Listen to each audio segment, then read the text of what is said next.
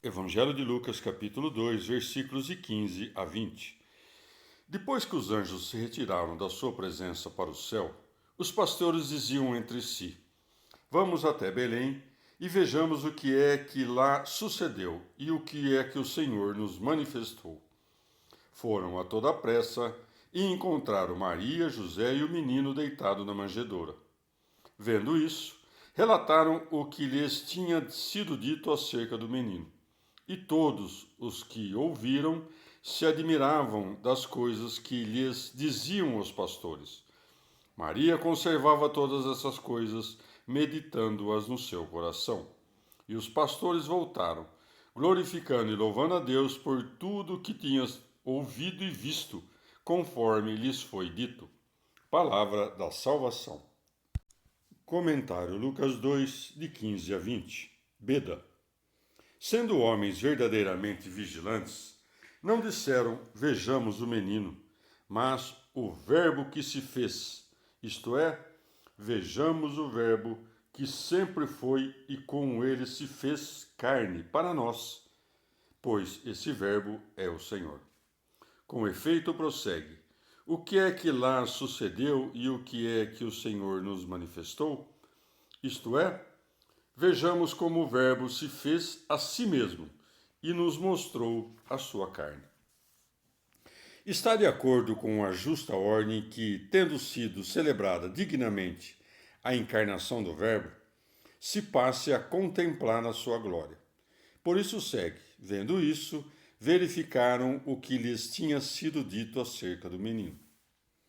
Guardando a lei da pureza virginal, não queria divulgar a ninguém os segredos de Cristo que conhecera, mas comparava as coisas que lera nas profecias com as que sabia já haverem se realizado, não as anunciando com a boca, mas guardando-as na clausura do seu coração, a saber, dos anjos, e que tinha visto, a saber, em Belém, conforme lhes tinha sido dito pelo anjo.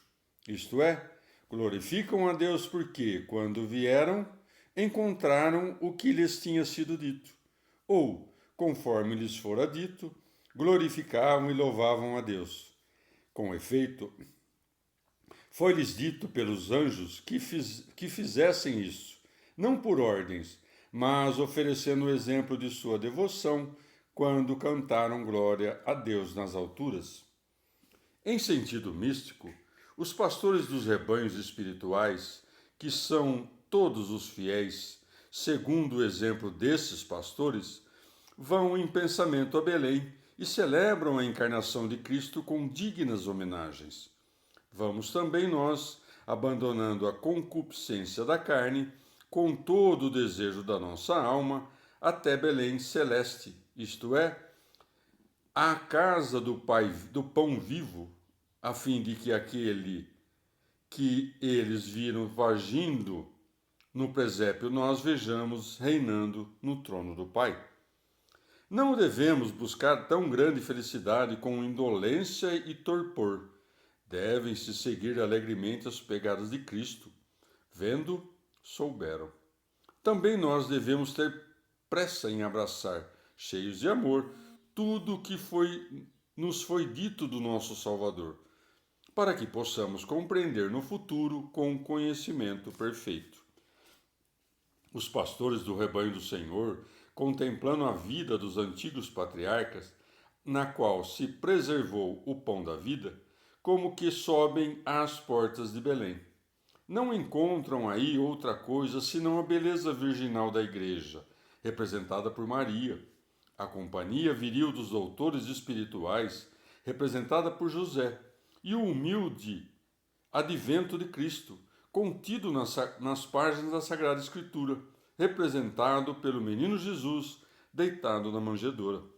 Os pastores não ocultaram no silêncio aquilo que conheceram, pois os pastores da igreja são ordenados para que deem a conhecer aos seus ouvintes aquilo que aprenderam nas Escrituras.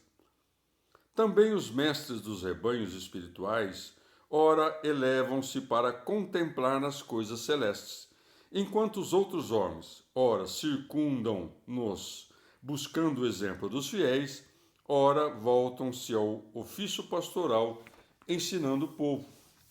Até aquele que parece levar uma vida retirada, exerce o ofício de pastor, se, congregando a multidão das boas obras e dos pensamentos puros, se esforça por governá-la com a devida moderação, nutri-la com o pasto das Escrituras e protegê-la com as armadilhas contra as armadilhas dos demônios. Evangelho de Lucas, capítulo 2, versículo 21.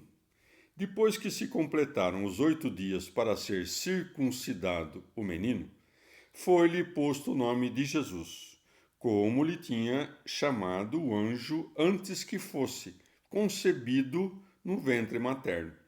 Palavra da salvação.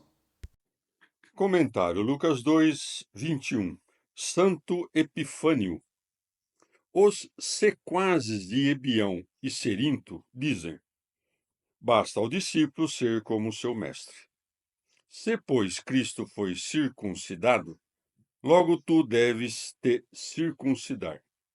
Enganam-se, porém, destruindo seus próprios princípios. Com efeito, se Ebião professasse que Cristo, Deus, tendo descido do céu, foi circuncidado no 8º dia, então teria matéria para um argumento em favor da circuncisão. Como, porém, declara que Cristo foi meramente humano, um menino não pode ser causa da sua circuncisão, pois as crianças não são as autoras da sua circuncisão. Nós professamos que foi o próprio Deus que desceu dos céus e permaneceu o tempo devido no claustro virginal, até que se compusesse perfeitamente, a partir do ventre da Virgem, a carne da sua humanidade, na qual foi verdadeiramente circuncidado, não de maneira meramente aparente, a fim de que, tendo as figuras atingido a sua plenitude espiritual, ele e seus discípulos pudessem agora divulgar não figuras, mas a verdade. Cristo foi circuncidado por muitas razões. Em primeiro lugar, para mostrar a verdade da carne contra a Maniqueu e os que dizem que ele veio em aparência, não em verdade. Em segundo lugar, para ser manifesto que o seu corpo não era consubstancial à sua divindade, como professa Apolinário, e que não o havia trazido do céu, como afirma Valentino. Por último, para confirmar a circuncisão que fora instituída pelos antigos para preparar o seu advento. Por último, para também não restar nenhuma desculpa para os judeus, pois se não houvesse sido circuncidado, objetariam que não podiam receber a Cristo incircunciso.